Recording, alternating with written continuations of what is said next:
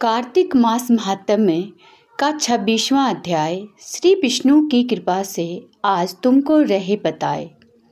प्रिय श्रोतागण, आज हम आप सभी को कार्तिक मास में कथा में अध्याय 26 सुनाने जा रहे हैं, जिसमें नारद जी बोले, इस प्रकार विष्णु पार्षदों के वचन सुनकर धर्मदत्त ने कहा, प्रायः सभी मनुष्य भक्तों का कष्ट दूर करने वाले श्री विष्णु के यज्ञ, दान, व्रत, तीर्थ सेवन तथा तपस्याओं के द्वारा विधि पूर्वक आराधना करते हैं।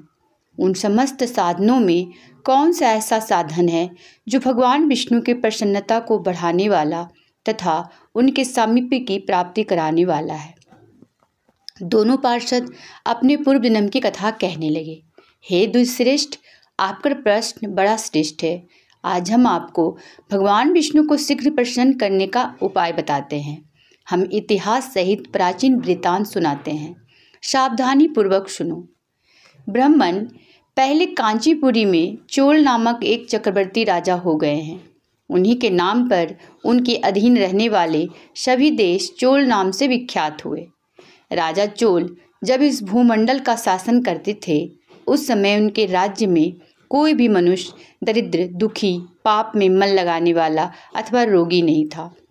एक समय की बात है, राजा चोल अनंत शयन नामक तीर्थ में गए, जहाँ जगदीश्वर भगवान विष्णु ने योग निद्रा का आश्रय लेकर शयन किया था। वहाँ भगवान विष्णु के दिव्य विग्रह की राजा ने विधि पूर्वक पूजा की। दिव्य मणि, मुक्ता फल तथा स्वर्ण के बने हुए सुंदर पुष्पों से पूजन करके साष्टांग प्रणाम किया।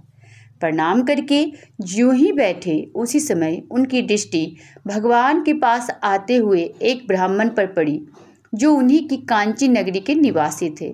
उनका नाम विष्णुदास था। उन्होंने भगवान की पूजा के लिए अपने हाथ में तुलसी दल और जल ले रखा था।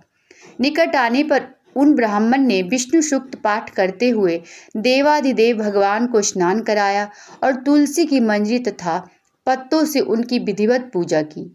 राजा चोल ने जो पहले रत्नों से भगवान की पूजा की थी, वह सब तुलसी पूजा से ढक गई। यह देखकर राजा कुपित होकर बोले, विष्णुदास, मैंने मणियों तथा स्वर्ण से भगवान की जो पूजा की थी, वह कितनी शोभा पा रही थी। तुमने तुलसी दल चढ़ाकर उसे ढक दिया। बताओ, ऐसा क्यों किया? मुझे तो ऐसा जान पड़ता है कि तुम दरिद्र और गंवार हो, भगवान विष्णु की भक्ति को बिल्कुल नहीं जानते। राजा की यह बात सुनकर द्विज श्रेष्ठ विष्णुदास ने कहा, राजन, आपको भक्ति का कुछ भी पता नहीं है। केवल राजलक्ष्मी के कारण आप घमंड कर रहे हैं। बतलाइए तो, आज से पहले आपने कितने वैष्णव व्रतों का पालन किया है? तब नृपश्रेष्ठ चोल ने हंसते हुए कहा, तुम तो दरिद्र और निर्धन हो। तुम्हारी भगवान विष्णु में भक्ति ही कितनी है।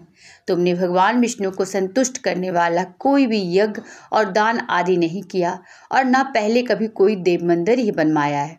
इतने पर भी तुमने अपनी भक्ति का इतना गर्व है। अच्छा, तो ये सभी ब्राह्मण मेरी बात सुन लें। भगवान विष्णु के दर्शन पहले मैं करता हूँ या यह ब्राह्मण? इस बात को आप सब लोग देखें, फिर हम दोनों में से किसकी भक्ति कैसी है, यह सब लोग स्वतः ही जान लेंगे। ऐसा कहकर राजा अपने राजभवन को चले गए।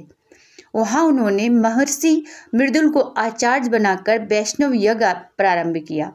उधर सदैव भगवान विष्णु को प्रसन्न करने वाला सशोक्त नियमों में तत्पर विष्णुदास भी व्रत का पालन करते हुए वही भगवान विष्णु के मंदिर में टिक गए। उन्होंने माघ और कार्तिक के उत्तम व्रत का अनुष्ठान, तुलसी सेवन की रक्षा, एकादशी को द्वादश अक्षर मंत्र का जाप, नृत्य, गीत आदि मंगलमय आयोजनों के साथ प्रतिदिन षोडशोपचार से भगवान विष्णु की पूजा आदि नियमों का आचरण किया। वे प्रतिदिन चलते फिरते और सोते हर समय भगवान विष्णु का स्मरण किया करते थे। उनकी दृष्टि सर्वत्र सम हो गई थी। वो सब प्राणियों के भीतर एकमात्र भगवान विष्णु को ही स्थित देखते थे।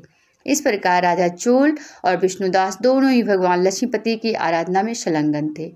दोनों ही अपने अपने व्रत में स्थित रहते थे और दोनों की ही संपूर्ण इंद्रियां तथा समस्त कर्म भगवान विष्णु को समर्पित हो चुके थे। इस अवस्था में उन दोनों ने दीर्घ काल व्यतीत किया। और आपको ये कथा कैसी लगी? यदि अच्छी लगी तो कृपया शेयर, लाइक और कमेंट जरूर करें।